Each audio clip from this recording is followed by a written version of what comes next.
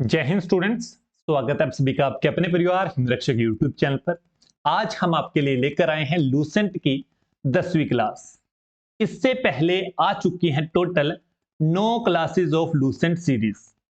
इस 10वीं क्लास के साथ हमारा स्टार्ट हो रहा है मध्यकालीन इतिहास। देखिए ये सीरीज आपके लिए इंपॉर्टेंट क्यों है, क्योंकि इस सीरीज में आपको वही करवाया जाएगा जो आपके एग्जामिनेशन पॉइंट ऑफ व्यू से इंपॉर्टेंट है। और जिनके पास, एक बात और ध्यान रखिए, जिनके पास बुक है लूसेंट की, आप उस बुक को खोलिए, साथ साथ आपने वही चीज अंडरलाइन करनी है जो आपको इस वीडियो में बताया जाएगा। और जिनके पास बुक नहीं है, आप कॉपी खोलिए। आप कॉपी खोलकर आप उसमें अपने हाथों से सुंदर सुंदर नोट्स बनाइए, ठीक है। क्योंकि जो आप एक बार लिख देते हो उसको लर्न करने की संभावना ज्यादा हो जाती है, ठीक है। चलो, ये आपकी सीरीज इंपॉर्टेंट है पुलिस के लिए, फॉरेस्ट गार्ड के लिए, एचआरटीसी के लिए, पटवारी जेल वार्डर के लिए, जिस एग्जाम में आपका जीके आता है उन सभी एग्जामों के लिए इस सीरीज को आप कंप्लीट कर सकते हो। ये बिल्कुल आपकी कंसाइज सीरीज है। इसमें वही पढ़ाया जाता है जिसमें आपको भविष्य में क्वेश्चन आने की संभावना अधिक होती है, ठीक है। चलो, पहला क्या है, आपको प्रश्न किस प्रकार से पूछा जाएगा कि भारत पर किस अरब शासक ने सबसे पहली बार आक्रमण किया था। तो आपका जवाब है मोहम्मद बिन कासिम। इसका नाम याद रखना है, ये आपको पेपर में बार बार पूछा जाता है, ठीक है। क्या नाम है? मोहम्मद बिन कासिम। मेरे साथ साथ बोलिए, मोहम्मद बिन कासिम। पहली लाइन टिक कर लो और नोट्स बनाने वाले लिख लो, मोहम्मद बिन कासिम के नेतृत्व में अरबों ने भारत पर सबसे पहला आक्रमण किया था, ठीक है। ये फालतू की लाइन है, ये भी नहीं नोट करनी है, ये भी नहीं, ये भी नहीं। हुआ ना कट? ये आपने नोट नहीं करनी है, एग्जामिनेशन में यहां से क्वेश्चन नहीं आएगा, ठीक है। अब बुक पेज नंबर खोल लो जल्दी से। यदि बुक पेज नंबर में आपको दिक्कत आ रही है तो 20 बुक पेज नंबर है, ठीक है। लूसेंट की बुक का 20 पेज नंबर है। अब अगला प्रश्न आता है, ऐसा कौन सा शासक था तुर्कों का जिसने पहली बार भारत पर आक्रमण किया था। ये हो गया अरबों का, ये हो गया अरबों का। आप याद रखिएगा, मुस्लिम शासकों ने भारत पर आक्रमण करना स्टार्ट तो किए थे। सबसे पहला था कासिम, दूसरा था गजनी, तीसरा था गोरी, चौथा था इसका गुलाम ऐबक। यहां से ही स्टार्ट होगी आपकी दिल्ली सल्तनत। समझ गए? आई बात समझ में? पहला है कासिम, ये था एक अरब शासक, ठीक है। और गजनी, ये था एक तुर्क शासक।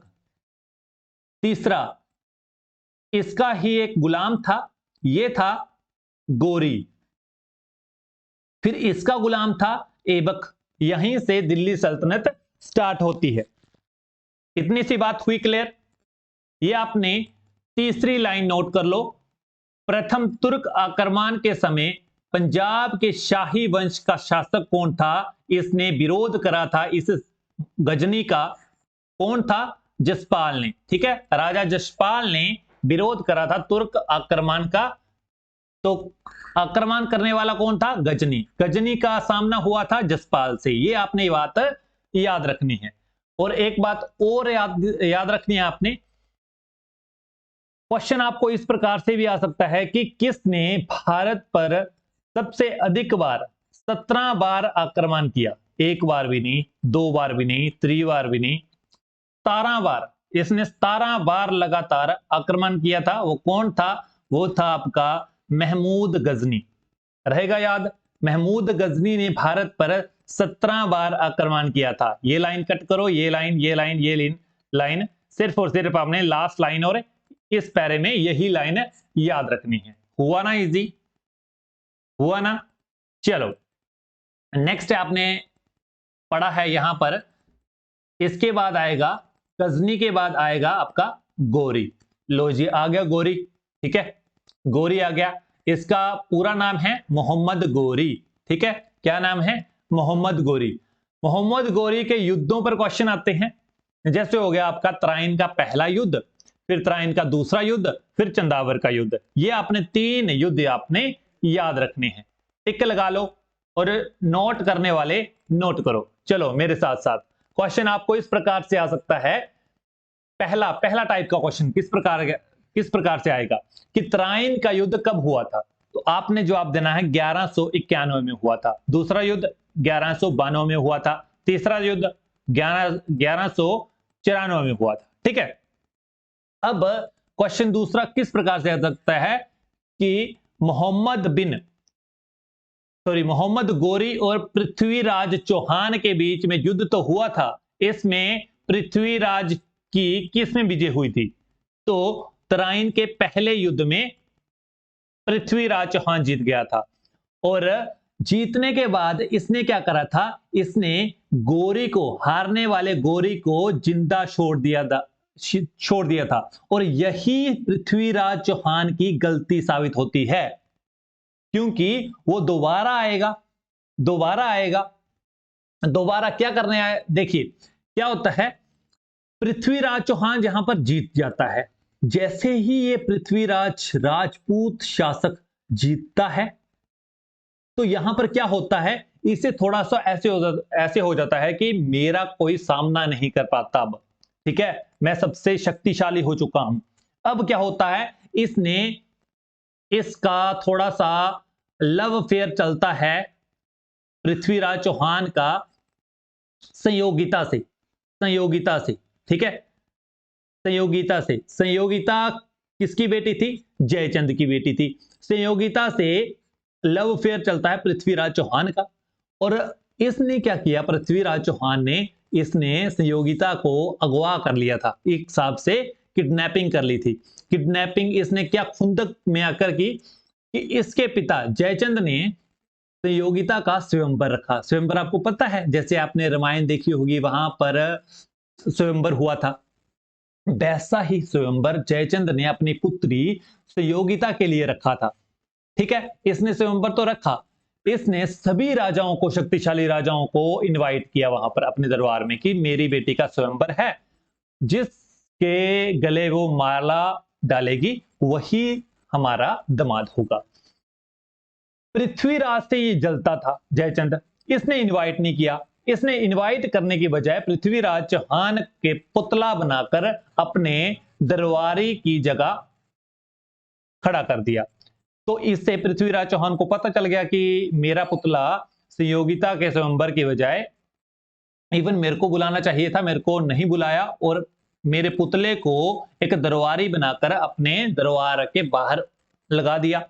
तो पृथ्वीराज को गुस्सा आता है, इसने इसी वजह से खुंदक में आकर इसकी पुत्री को ये किडनैप कर लेता है, उठा कर ले जाते हैं घोड़े पर। ठीक है, एक अक्षय कुमार की फिल्म भी है, ये आपने देखी होगी।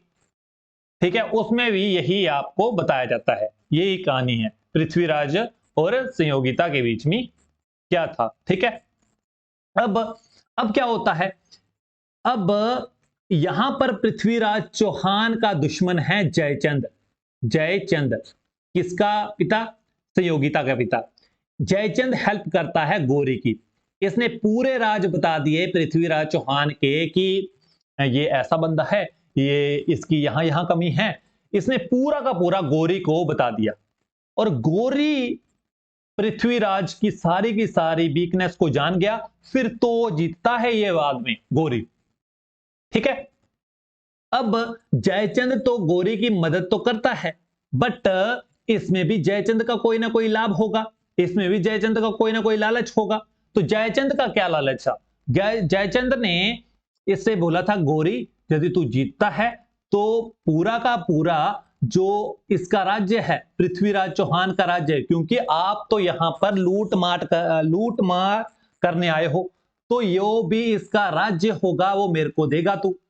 ठीक है, गोरी बोलता ठीक है, तू सिर्फ और सिर्फ मेरे को कमजोरियां बता पृथ्वीराज चौहान की, मैं कमजोरियां बताकर इसका राज्य लूट लूंगा, और बाद में जो बचेगा पूरा का पूरा राज्य वो तू रख लेना। फिर चंदावर का युद्ध क्यों होता है? चिंदावर के युद्ध में ये मुकर जाता है, गोरी मुकर जाता है कि या मैं नहीं देता दर को राज्य, तो गोरी फिर जीतता है ये जयचंद को हराकर, क्योंकि इसने बोला यदि तू अपने दामाद का नहीं हो सका तो मेरा क्या होगा, तो गोरी ने इसे भी मार दिया। समझ गए? आई बात समझ में? ये पूरा टेबल समझ में आया? इतना कुछ लिखा है लूसेंट में, यदि लिखा है तो आप वहां से पढ़ सकते हो। जो भी कहानी सुनाई आया समझ में आपको या नहीं आया, ये बता दो आप। चलो नेक्स्ट, और भी बड़ी कहानियां हैं। अब स्टार्ट हो रही है, इसके बाद गोरी के बाद आता है मोहम्मद बिन ऐबक। जैसे गोरी तो सच में लूटपाट करने आया था, गोरी तो सच में लूटपाट करने आया था, गोरी तो चला गया लूटपाट करके, इसने अपना गुलाम रख दिया कुतुबुद्दीन ऐबक यहां पर अपना शासन स्थापित करके कि तू यहां पर राज कर और मैं अपने यहां से आया हूं वहां चला। ठीक है, तुर्की से आया हूं वापस भी तुर्की को चला। गोरी तो चला गया, वहां पर अपनी गद्दी पर बैठा देता है ये अपने गुलाम को कुतुबुद्दीन ऐबक। ठीक है, कुतुबुद्दीन ऐबक गोरी का गुलाम था, तो इसने स्टार्ट करी अपनी डायनेस्टी गुलाम वंश, गुलाम डायनेस्टी। ठीक है, स्लेव डायनेस्टी बोल सकते हो आप, स्लेव डायनेस्टी, इंग्लिश वाले जान लो, स्लेव डायनेस्टी या फिर गुलाम वंश। समझ गए? गुलाम वंश क्यों नाम पड़ा, आया समझ में?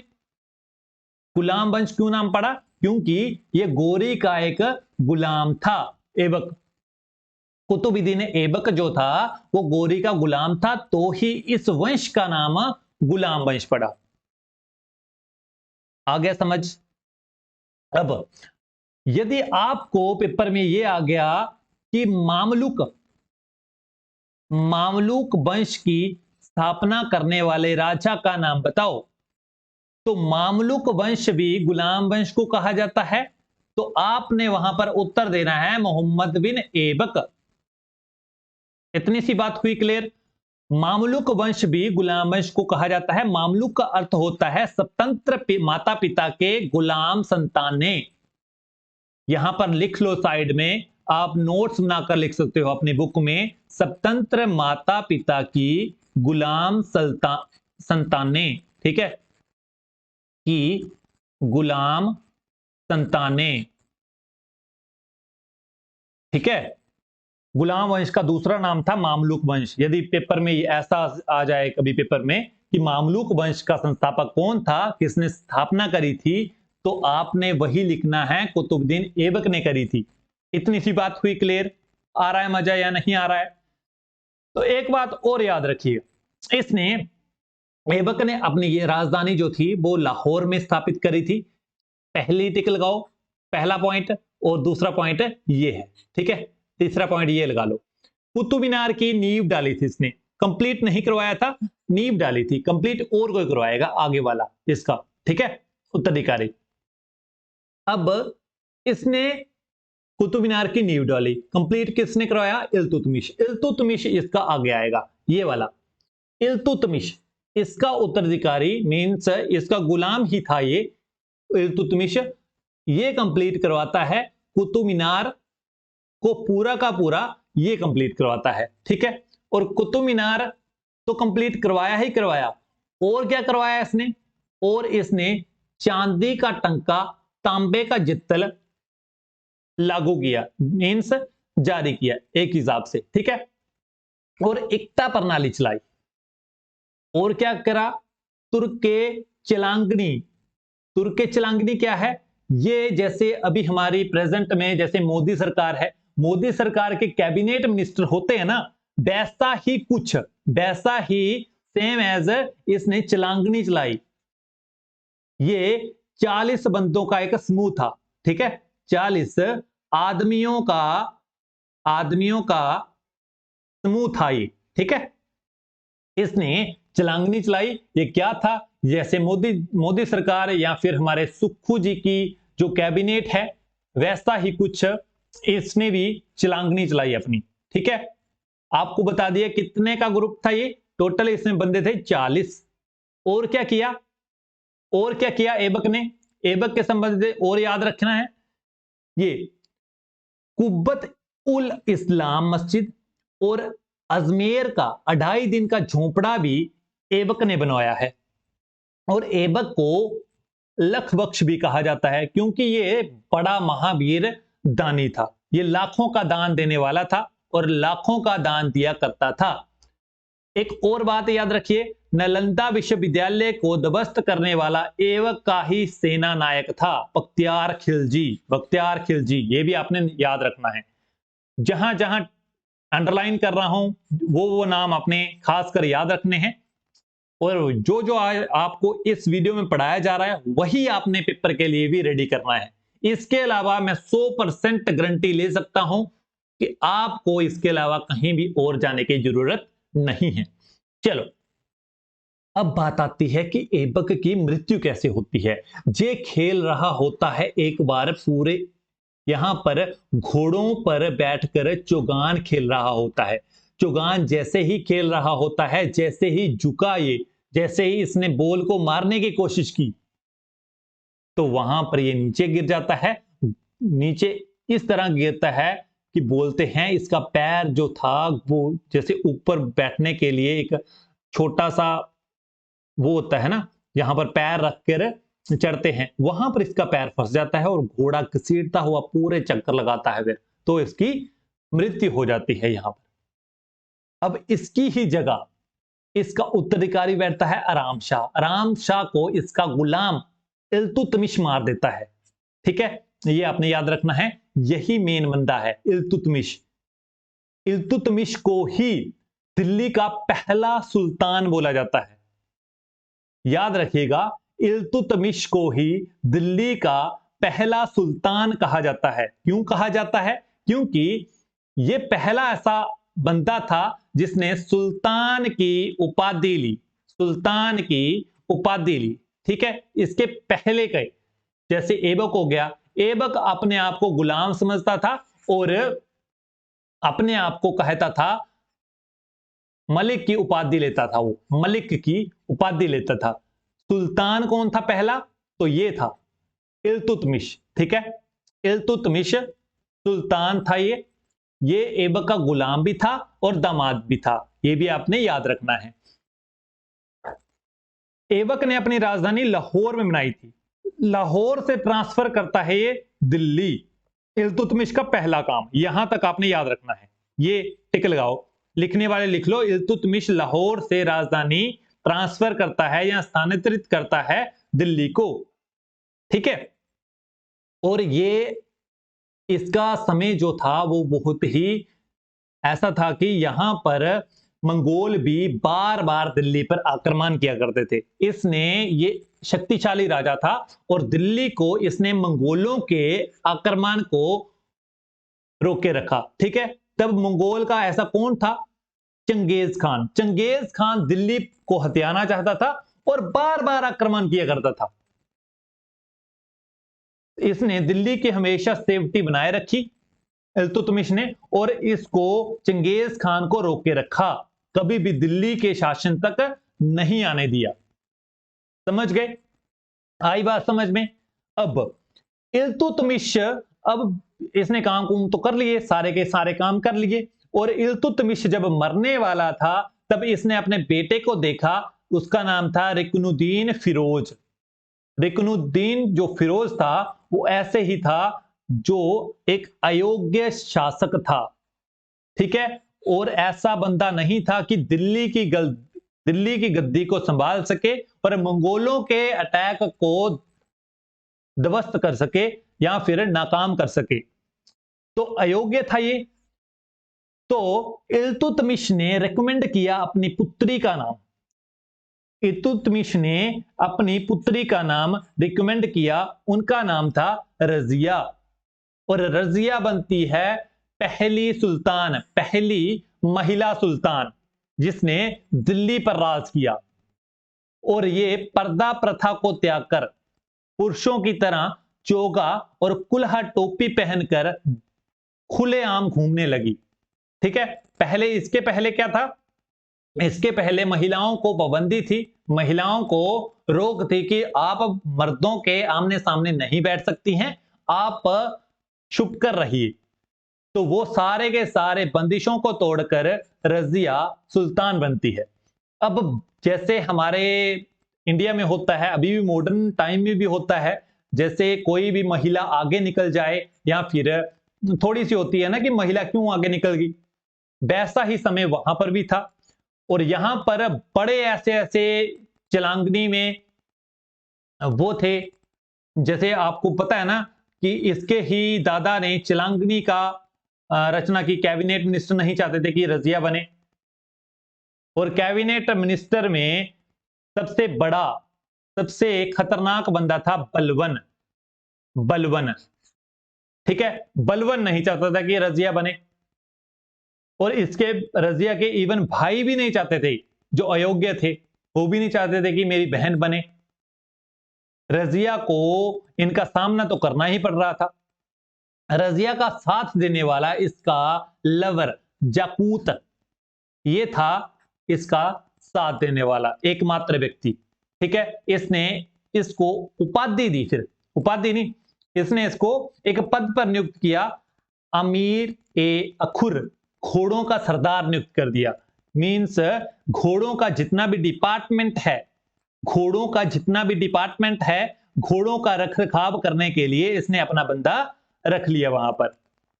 बोलते हैं ये थोड़ी सी जाकूत जो था वो थोड़ी सी नीच जाति का था, और ये चलांगनी वाले वो भी नहीं समझते थे कि हमारा जाकूत हमारी रानी से कोई भी ऐसा संबंध रखे।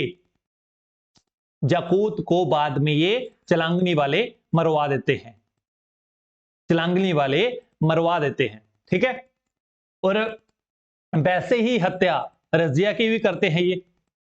रजिया को मारकर बनता है ये चिलांगनी का सरदार बलवन। आपको बताया ना कि बलवन जो था वो चिलांगनी में अपने आप को सरदार मानता था, और सरदार बैठता है अब गद्दी पर रजिया को मार मूर कर। इतना सा बात आपको याद रखनी है। और इसने इसने कहा, इसने मेन बात क्या सोची, तुर्के चिलांगनी थी ना, आपको पता है ना तुर्के चिलांगनी थी।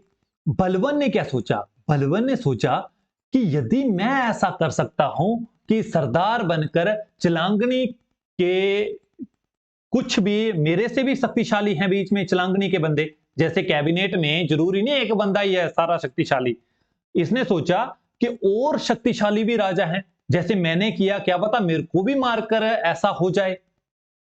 हो सकता है ना ऐसा, जैसे कैबिनेट में मैं ही था सरदार और मेरे को मारकर क्या पता मेरे ऊपर भी कोई ना कोई बैठ जाए, मेरे को मारकर कोई ना कोई तो पक्का बैठ सकता है। इसे डर पैदा हो गया और इसने ही चिलांगनी का विनाश कर दिया। इसने क्या करा, इसने चिलांगनी के सारे 40 के 40 मीन्स अब बचे 39 के 39 बंदों को एक युद्ध लड़ने के लिए भेज दिया। और युद्ध लड़ने के लिए सिर्फ और सिर्फ ये षड्यंत्र था। जैसे ही ये चिलांगनी युद्ध लड़ने के लिए यहां पर पहुंची, पीछे से इसने अपनी सेना भेज दी। सेना को भेजकर पूरे के पूरे चिलांगनी वालों के मुंड धड़ से अलग कर दिए, मीन्स सबको काट कर फेंक दिया, ठीक है। अब ये बड़ा ही निर्मम शासक था। इसी कदम से ये पता चल गया ना आपको, चिलांगनी के इसने विनाश कर दिया पूरी तरह से, समझ गए। अब ये दिल्ली की गद्दी पर बैठता है और ये भी मंगोलों के आक्रमण को रोकने के लिए सक्षम था। अब इसने एक प्रथा चलाई, दो प्रथा चलाई, एक था सिजदा, एक था पबोस। सिजदा और पबोस। सिजदा क्या था, ध्यान में रखिएगा इस बात को। सिजदा क्या था, सिजदा क्या था, इसने रूल बनाया था, इसने नियम बनाया था कि जो भी मेरे दरबार में आएगा व्यक्ति वो दंडवत होकर मीन्स लेट कर प्रणाम करेगा। सबसे पहले मेरे को दंडवत होकर लेट कर नाक रगड़ कर मेरे को प्रणाम करेगा सबसे पहले। फिर पबोस क्या था, अगर इस बंदे ने मेरे से कुछ ना कुछ बोलना है या बात करनी है, सबसे पहले मेरे पैरों को चूमेगा, मेरे यहां पर लेट कर मेरे पैरों को चूमेगा। ये थी पबोस, इसने ये भी स्टार्ट किया था नियम। और बर्बन ने एक उत्सव बनाने का प्रारंभ करा था नवरोज, जैसे हमारे नवरात्रे होते हैं ना 9 दिन के, वही नव रोज, नो रोज। समझ गए? आई बात समझ में? अब अपने विरोधियों को सबक सिखाने के लिए इसने एक नीति चालू करी, लौह और रक्त। जैसे आपको बताया ना कि चिलांगनी से उठकर इसने धोखे से चिलांगनी को पूरा का पूरा कटवा दिया। इससे क्या हुआ था, इसके जो विरोधी थे वो पूरे के पूरे राज्य में बहुत से उठ खड़े हुए थे कि राजा ऐसे कैसे कर सकता है, हमारे सगे संबंधियों को मरा दिया। तो ये चाल राजा की पता चल जाती है। इसने स्टार्ट कर दी फिर उनके विरुद्ध लौह और रक्त की नीति। लौह और रक्त की नीति क्या थी? लौह और रक्त की नीति में क्या होता था कि बलबन ने कहा था जो भी मेरे खिलाफ, इसने पूरे अपने राज्य में अपने जासूस फैला रखे थे। जासूस फैला रखे थे। जासूसों का क्या काम था कि राजा को सिर्फ और सिर्फ बताना है कि ये राजा जी आपके खिलाफ साजिश कर रहा है। तो राजा क्या करता था, राजा उसको उसके वही मुंड को कलम कर देता था, सिर को कलम कर देता था, शक के आधार पर ही। यह था लौह और रक्त। मेरे को बताओ और मैं उसका रक्त बहा दूंगा। ठीक है। फिर ये अपने आप को एक इसे नसीरुद्दीन मोहम्मद एक उपाधि देता है, उलुग खान। उलुग खान, ठीक है, समझ गए? इसके दरबार में एक कवि था, अमीर खुसरो। अमीर खुसरो काफी इंपॉर्टेंट व्यक्ति है। ये कम से कम आगे 10 राजाओं के लिए काम करेगा। अमीर खुसरो, इसे तोताए हिंद भी बोला जाता है। तोताए हिंद भी बोला जाता है। लास्ट लाइन काफी इंपॉर्टेंट है। गुलाम वंश का अंतिम शासक शमशुद्दीन कैम्यूर्स, ये आपने याद रखना है। नेक्स्ट अब स्टार्ट हो रहा है दूसरा वंश, गुलाम वंश के बाद खिलजी वंश। गुलाम वंश के बाद खिलजी वंश। इसका मेन शासक कौन था? जलालुद्दीन फिरोज खिलजी। ये काफी बूढ़ा था। इसने स्थापना तो करी थी, ये काफी बूढ़ा हो चुका था। और इसके ही भतीजे जलालुद्दीन फिरोज खिलजी के भतीजे अलाउद्दीन खिलजी इसको मार देता है और खुद गद्दी पर बैठ जाता है। ठीक है, समझ गए? आई बात समझ में? अब थोड़ा सा मैंने इंट्रोड्यूस किया था अमीर खुसरो। अमीर खुसरो का नाम था मोहम्मद हसन। ठीक है। अब और बात क्या याद रखनी है, यह शिष्य था किसका? सूफी संत शेख निजामुद्दीन औलिया का। और ये कम से कम 10 राजाओं के लिए काम करता है, बलवन से लेकर मोहम्मद बिन तुगलक तक। और इसे तोताई हिंद भी बोला जाता है, भारत का तोता। और ये सितार और तबले को बजाया करते थे। ठीक है, रहेगा याद? अब नया शासक बनता है दिल्ली का सुल्तान अलाउद्दीन खिलजी। अलाउद्दीन खिलजी का बचपन का नाम पूछ लिया जाता है, अली तथा गुरशाब्स इनका बचपन का नाम था। और इसने नकद वेतन पर स्थायी सेना रखी। देखिए, स्थायी सेना इसने रखी। स्थायी सेना के पहले क्या होता था? अगर इसने स्थायी सेना रखी तो पहले क्या काम किया करते थे ये, या फिर पहले कैसे अपना काम किया करते थे? तो इसने स्थायी सेना रखी ना। इसके पहले जो थे ये दिल्ली सल्तनत, जैसे दिल्ली सल्तनत के संबंध में अगर कोई युद्ध आता था तो युद्ध में ये अपनी महिलाओं को, बच्चों को, बूढ़ों को और किसी को भी बंदे को तलवार थमा दिया करते थे कि युद्ध पर जाना पड़ेगा सभी को, कोई सेना नहीं है हमारी, सभी को मिलकर लड़ना पड़ेगा। तो इसलिए इसको नहीं करना पड़े, हमारी महिलाओं को युद्ध पर नहीं जाना पड़े, बच्चों को युद्ध पर नहीं जाना पड़े, या बूढ़े बुजुर्गों को युद्ध पर नहीं जाना पड़े, इसलिए इसने रखी थी स्थायी सेना, मीन्स परमानेंट आर्मी। ठीक है, चलो नेक्स्ट इसने स्टार्ट कर दी फिर एक और घोड़े दागने और सैनिकों का हुलिया लिखने की प्रथा। अब रट्टा चढ़ाने वाली बात नहीं है, घोड़ा दागने की प्रथा इसने क्यों चालू करी?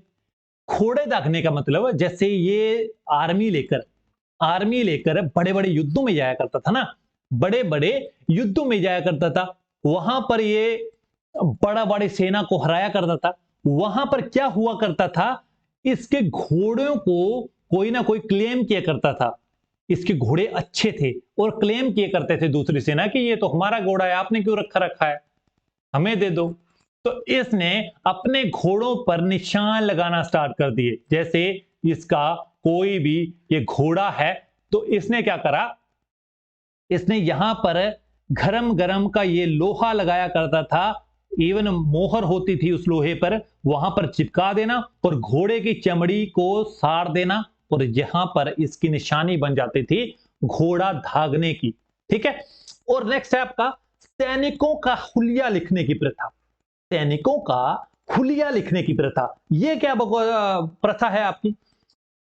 सैनिकों का हुलिया लिखने की, जैसे आप कहीं जाते हो या फिर कहीं पार्टी पर जाते हो, स्कूल में जाते थे, कभी कभी टीचर, पीटी वाले टीचर बोलते थे ना हमें कि ये क्या हुलिया बना कर रखा है, मीन्स क्या दशा बना कर रखी है, क्या पहन रखा है। तो अपनी सेना को प्रॉपर यूनिफॉर्म देता ही, प्रॉपर, जैसे अभी आप पुलिस में जॉब करोगे या फिर आर्मी में करोगे या फिर वहां पर आपको नंबर प्लेट दी जाती है, फिर आपको यूनिफॉर्म दी जाती है, फिर आपके यहाँ पर बैचेस लगाए जाते हैं, एचपीपी लगाया जाता है। वैसे ही इसने भी अपने सैनिकों का हुलिया लिखने की प्रथा स्टार्ट कर दी कि आपका नाम क्या है या फिर नंबर प्लेट है, कुछ भी समझ सकते हो आप, मीन्स यूनिफॉर्म दे दी इसने अपनी सेना को। आई बात समझ में? हुआ आसान? मजा आया? अब एक बंदा इंपॉर्टेंट है, मलिक काफूर। मलिक काफूर, इसकी भी बड़ी अच्छी कहानी है। इसमें क्या होता है, इसमें एक बार अलाउद्दीन खिलजी ना गुजरात जाता है, गुजरात जाता है, गुजरात को जीतने के लिए जाता है। गुजरात की इसने जीत लिया एक हिसाब से और वहां की रानी से विवाह कर दिया। ठीक है, वहां की रानी से विवाह कर लिया और विवाह करने के बाद इसे वहां पर उसके दरबार में मिलता है मलिक मलिक मनी। ठीक है, मलिक मनी मिलता है। मलिक मनी मिलता है तो वहां पर अलाउद्दीन खिलजी ने इसको लेने की फरमाइश कर दी रानी के सामने कि मेरे को दे दे मलिक मनी, मेरे को अच्छा लगा। इसने बदले में अलाउद्दीन खिलजी ने रानी को क्या दिया, 1000 दिनार दे दिए। तो इसीलिए मलिक मनी ही कहलाया मलिक काफूर और मलिक काफूर ही कहलाया आपका 1000 दिनारी। 1000 दिनारी। ठीक है, क्योंकि इसे अलाउद्दीन खिलजी ने 1000 दिनार देकर खरीदा था। आई बात समझ में? अब ये मलिक काफूर में ऐसी ऐसी प्रतिभाएं थी, जैसे इसे युद्ध लड़ने की टैक्टिस थी, इसे हथियार चलाने की अद्भुत टैक्टिस थी और ये एक्स्ट्रा ऑर्डिनरी था अपने टाइम में। ठीक है, कि इसके जैसा कोई था ही नहीं। बट इसका इंडिविजुअल बिहेवियर जैसे टिकटॉक वालों का होता है ना, जैसे थोड़ा सा वैसा था ये। ठीक है, ये आप समझ गए। और बाद में कहा जाता है कि अलाउद्दीन खिलजी का अंत भी इसने ही करवाया था। बाद में इसे लालच पड़ जाता है दिल्ली की सल्तनत का, मलिक काफूर ही मारता है बाद में अलाउद्दीन खिलजी को धीमा जहर देकर। समझ गए? आई बात समझ में? अब नेक्स्ट, अल्लाई दरवाजा को इसने क्या क्या निर्माण कराया, जमाइत खाना मस्जिद, अल्लाई दरवाजा और सीरी का किला, 1000 खंबा महल, इसने वो करवाया। ठीक है, निर्माण। और अल्लाई दरवाजे को इस्लामी वास्तुकला का रत्न भी कहा जाता है, ये आपने याद रखना है। ठीक है, ये आप ये लाइन काट दो, ये भी लाइन काट दो, ये भी लाइन काट दो, जो जो आपको समझाया गया है वही आपने याद रखना है। चलिए नेक्स्ट आपका तीसरा वंश। तीसरा वंश क्या है? तुगलक वंश। तीसरा वंश क्या है? तुगलक वंश। तुगलक वंश का मेन राजा मीन्स संस्थापक कौन था? संस्थापक था गयासुद्दीन तुगलक। क्या था? गयासुद्दीन तुगलक। इसने स्थापना करी थी। गयासुद्दीन तुगलक ने के संबंधित आपने सिर्फ और सिर्फ इसने याद रखना है कि ये नहरों बनाने का शौकीन था। नहरें पता है ना आपको, जैसे एक पूल टाइप बनाते हैं, वहां पर पानी जाता है, इसे नहर कहा जाता है। नहरों का निर्माण करने वाला शासक था गयासुद्दीन। इसने सबसे पहले ऐसा काम करवाने का निर्णय लिया था और स्टार्ट करा था। सिंचाई के लिए कुएं, नहरों का निर्माण इसने स्टार्ट करा था और ये पहला बंदा था ऐसा करने वाला। तो ये इंपॉर्टेंट है, समझ गए। और इसने अपने नाम से, इवन इसने अपनी सरनेम से तुगलकाबाद नामक एक नगर की स्थापना भी करी थी। ये भी आपने याद रखना है, ठीक है। नेक्स्ट आपका मोहम्मद बिन तुगलक को वो करता है, उत्तराधिकारी होता है जोना खां। नाम याद रखिए, जूना खां, या फिर कई बुकों में आपने देखा होगा जोना खां। जोना खां बैठता है इसका उत्तराधिकारी। ये बैठता है किस नाम से? मोहम्मद बिन तुगलक के नाम से। मोहम्मद बिन तुगलक के नाम से, ठीक है। ये है इसका प्रॉपर नाम, नोट करने वाले कर सकते हैं, मोहम्मद बिन तुगलक। मोहम्मद बिन तुगलक को पागल राजा कहा जाता था। मोहम्मद बिन तुगलक को पागल राजा कहा जाता था। क्यों कहा जाता है? क्योंकि ये क्या करता था, ये ना इसके कोई भी डिसीजन ले लो, या फिर इसे पढ़ा लिखा मूर्ख कहा जाता था। इसने बड़ी पढ़ाई करी थी, तो बोलते हैं कि ज्यादा पढ़ना लिखना भी अच्छा नहीं होता, ठीक है। इसने बड़ी पढ़ाई कर रखी थी और अपनी पढ़ाई की ऐसे ऐसे योजनाएं लगाता था, ये कोई भी काम इसका सही नहीं होता था। जैसे इसने क्या करा, एक बार इसने, जैसे आपको पता है ना कि दिल्ली पर मंगोलों की नजर थी। मंगोलों से बचने के लिए इसने क्या करा, इसने अपनी राजधानी को देवगिरी शिफ्ट कर दिया, ठीक है। यहां पर फॉर एग्जांपल ये था आपका भारत, और यहां पर था दिल्ली, और यहां पर कहीं था आपका देवगिरी। इसने मंगोलों के आक्रमण से बचने के लिए अपनी राजधानी देवगिरी शिफ्ट कर दी कि हम दिल्ली से अगर दूर रहेंगे तो मंगोल यहां नहीं पहुंच पाएंगे। और इसने सारी की सारी अपने राज्य की प्रजा ली और देवगिरी की ओर चल पड़ा। बाद में इसे एहसास होता है कि मेरे से एक गलती हो चुकी है, मैंने ऐसा नहीं करना चाहिए था। तो ये देवगिरी पहुंचकर वापस दिल्ली की ओर जाता है, जब इसे पता चल जाता है कि मंगोल दिल्ली के बिल्कुल करीब हैं, ठीक है। देवगिरी से ये दोबारा वापस चल पड़ता है और मंगोलों के पहुंचने पर मंगोलों ने यहां पर पूरा अटैक करके बहुत बड़ा भाग इससे छीन लिया। ये इसकी गलती है पहली। दूसरी, ये क्या करता है, ये टोकन करेंसी, सांकेतिक मुद्रा, ये लॉन्च करता है, ठीक है। इसके पहले क्या होते थे, इसके पहले सोने चांदी के सिक्के हुआ करते थे, और इसने सोने चांदी के सिक्के को बदलकर टोकन करेंसी लॉन्च की। टोकन करेंसी का हिसाब यह था कि टोकन करेंसी को जैसे इसका डुप्लीकेट प्रजा ने बनाना स्टार्ट कर दिया खुद ही, ठीक है। खुद ही बनाना स्टार्ट कर दिया। फिर इसने बोला नहीं, दोबारा सोने के सिक्के चलाते हैं। यह भी इसका निर्णय ऐसा हुआ, समझ गए। ऐसे बहुत से ऐसे काम थे इसके, जो इसने पहले बोल दिया फिर मना कर दिया, फिर बोल दिया फिर मना कर दिया। 2-3 जगह इसने आक्रमण के लिए जाना था, मीन्स कब्जा करने के लिए जाना था। पहले बोलता चले, फिर बाद में इसे एहसास होता है वहां पर तो बड़ी सेना है, बाद में मुकर जाना इसने और वापस दिल्ली। वैसे किया करता था ये, समझ गए, आई बात समझ में। अब इसी के समय में एक मोरक्को का यात्री आता है, इब्न बतूता। पेपर में यहां से क्वेश्चन जरूर बनता है, इस लाइन से क्या क्वेश्चन बनता है, जैसे इब्न बतूता दिल्ली के ऐसे कौन सा शासक था जिसके समय में दिल्ली में इब्न बतूता आया था?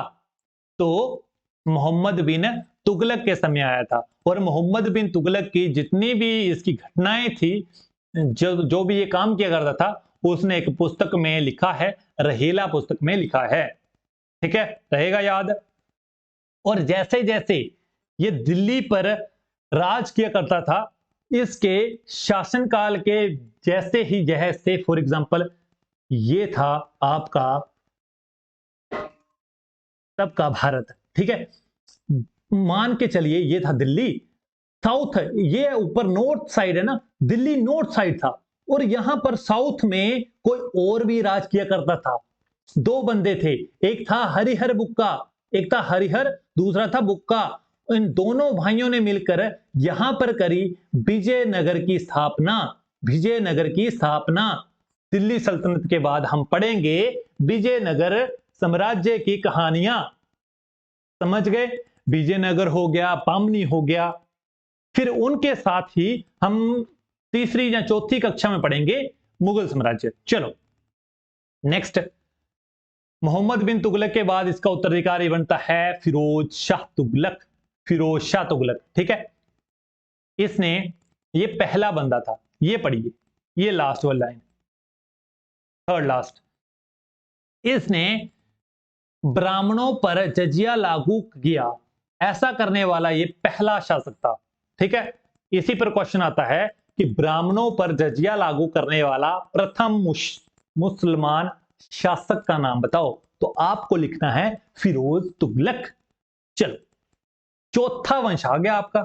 लो जी, आपने दिल्ली सल्तनत कंप्लीट कर ली है। चौथा वंश आ गया, सैयद वंश। क्या है? सैयद वंश। इसके संबंधित एक ही राजे का नाम याद रखना है, खिजर खां, खिजर खां, खिजर खां, खिजर खां, ठीक है। बोलो साथ साथ, खिजर खां, खिजर खां, खिजर खां। और खिजर खां कौन था? तैमूर लंग का सेनापति था। इतनी सी बात आपने याद रखनी है। दो लाइन सिर्फ और सिर्फ, पहली और तीसरी। अब पांचवा, पांचवा क्या है? पांचवा है आपका लोधी वंश। पांचवा है लोधी वंश। लोधी वंश का संस्थापक था बहलोल लोधी। इसका पुत्र था सिकंदर लोधी, ठीक है। इसका पुत्र था सिकंदर लोधी। सिकंदर लोधी के संबंध में आपने सिर्फ और सिर्फ याद रखना है, आगरा शहर की स्थापना इसने करी थी। पेपर में आपको इस प्रकार से क्वेश्चन आता है कि आगरा शहर की स्थापना किसने करी, तो आपने जवाब देना है सिकंदर लोधी ने करी, ठीक है। रहेगा याद। चलो नेक्स्ट है आपका इब्राहिम लोधी। ये बंदा बड़ा क्रूर था। ये इसको ना, इसके माता पिता, बच्चे, इवन दरबार का कोई भी व्यक्ति इसके पक्ष में नहीं था और इसे नापसंद किया करता था, क्योंकि ये बड़ा ही क्रूर था, ठीक है। ये सिर्फ और सिर्फ अपने मंत्रियों को, जैसे इसका मंत्री है, ठीक है, मंत्री है या फिर कोई अन्य व्यक्ति है, इससे पता चल जाता था ना कि मेरे खिलाफ साजिश कर रहा है, तो इसने क्या करना, इसने गर्दन कलम कर देनी शक के आधार पर ही। तो इसके पूरे के पूरे, इसके जो भी इसके कदम होते थे, इसको देखकर इसके चाचा और चाचा के एक मित्र थे, उन्होंने बाबर को इनवाइट कर दिया कि आप दिल्ली को संभालिए, इसके बस की बात नहीं है। उन्होंने ही आक्रमण के लिए बाबर को इब्राहिम लोदी को हराने के लिए बुलाया था। ये भी आपने याद रखना है। क्यों क्यों बुलाया था? क्योंकि ये शक के आधार पर ही अपने मंत्रियों को, बच्चों को या फिर कोई भी व्यक्ति को इसे यदि शक हो जाता था तो ये गर्दन कलम करा देता था। इसके जो इसका ये अत्याचार था, इसी मुक्ति को दिलाने के लिए इन्होंने बुलाया था बाबर को। बाबर को जैसे ही बुलाया, बाबर ने इसे 21 अप्रैल 1926 को पानीपत के पहले युद्ध में हरा दिया। समझ गए? पानीपत के पहले युद्ध की कहानी आई समझ में? क्यों हराया था, क्या कहानी थी, समझ गए? तो ये थी वीडियो। बताओ, अब बताओ आपको कैसी लगी। यदि आपको इस वीडियो में कुछ भी इंटरेस्टिंग लगा है, अच्छा नॉलेज मिला है, अगर कुछ भी आपने रिलेट किया है, तो आप इस वीडियो को एक लाइक कर सकते हैं। सिर्फ और सिर्फ एक लाइक करना है आप। हमें आपके एक लाइक से मोटिवेशन मिलती है और वीडियो को ज्यादा से बच्चों में शेयर करना है और अपने अच्छा सा कमेंट करना है, क्योंकि हमारी टीम जो भी आपके लिए कंटेंट फाइंड आउट करती है उसमें बहुत सी मेहनत लगती है, और हमारी टीम को मोटिवेट करने के लिए आपको कमेंट करना है, लाइक करना है, वीडियो को ज्यादा से ज्यादा बच्चों में शेयर करना है, और चैनल को अभी तक सब्सक्राइब किया है तो वेल एंड गुड, नहीं किया है तो कर दीजिए। आपको इसी प्रकार से कंटेंट और अच्छी अच्छी कहानियां हिमरक्षक प्रोवाइड करता है। समझ गए? आई बात समझ? चलिए, यदि आपको कुछ भी डाउट है तो आप अभी के अभी कमेंट कर दीजिए, आपका रिप्लाई हम जल्दी से करने की कोशिश करते हैं। ठीक है, यदि आपको इसमें कुछ भी अच्छा लगा है तो आप ब्यूटीफुल से वर्ड्स लिखकर हमारी मेहनत को और मोटिवेट कर सकते हैं। मेहनत को एक नया रूप देंगे हम और अच्छा कंटेंट प्रोवाइड करके। तो मिलते हैं नेक्स्ट वीडियो के साथ। Thanks for watching. If you like this type of videos, channel को आपने सब्सक्राइब जरूर करना है। मिलते हैं नेक्स्ट वीडियो में, तब तक आप खुश रहिएगा, पढ़ते रहिएगा। धन्यवाद। जय हिंद, जय हिमाचल।